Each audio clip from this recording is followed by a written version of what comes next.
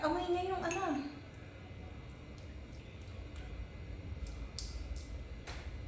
So, sabi ko sa inyo, gagawa natin ng review itong mga feeling na pinadala ng Baking and Home Depot nung minsan pa. Ngayon ko lang ito magagawa. So, titikman natin kapag ka masarap, gagamitin natin ito sa binidyo kong donuts. Pag hindi, gawa tayo ng atin. So, tignan natin yung consistency niya, yung lasa, syempre. Ang sarap.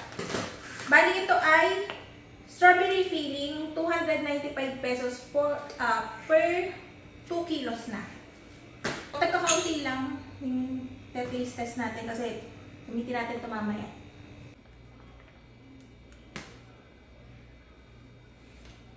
Tikman natin, guys.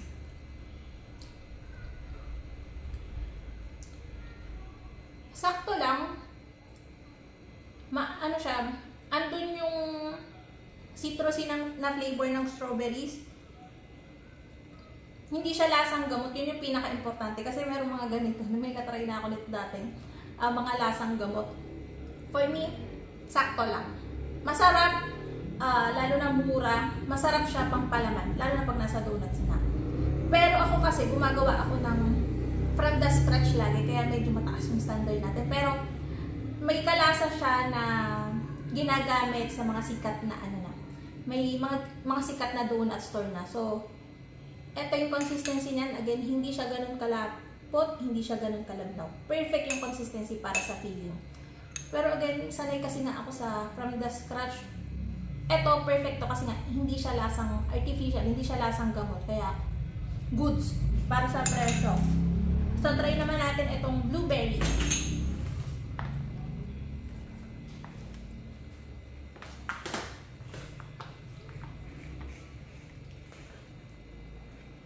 Bakit ba ito blueberry? I-violet naman siya. Wait lang. So, talagay tayo ng konti. Pareho lang sila ng consistency ng strawberry. Saktong-sakto lang para pampalaman.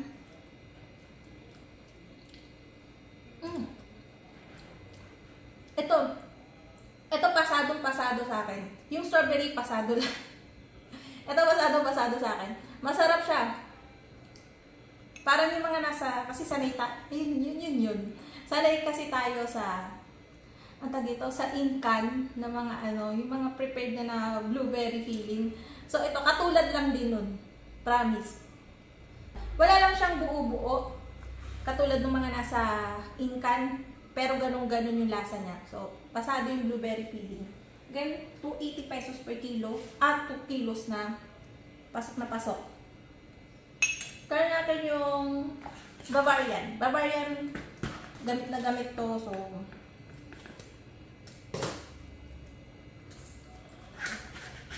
ganito yung mga packaging niya. Siguro pagka nabuksan to, ang storage nito, kailangan mo na siyang i-chiller. Lagay nyo sa mga container in. Wow, ganda.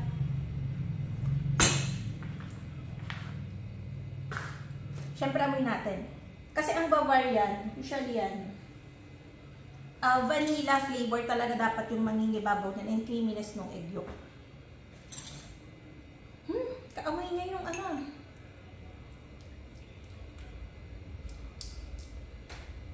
Ito yung feeling ko na feeling.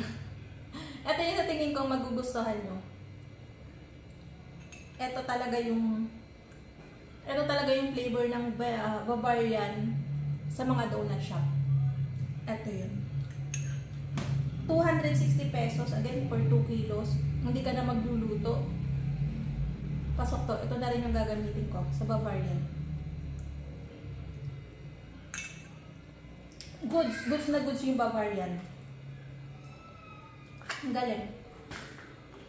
Para ka nang kumain dun sa mga donut shop pagka yan yung ginamit mo. Ang galing. Coffee filling.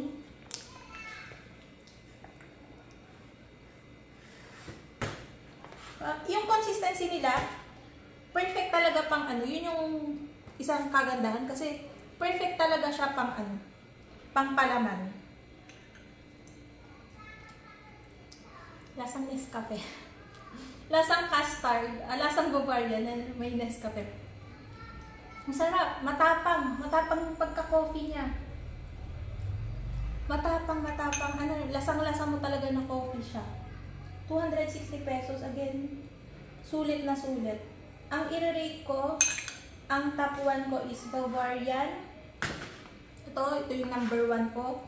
Coffee, blueberry, tsaka yung last na yung strawberries. Kasi nga, sanay ako from the scratch.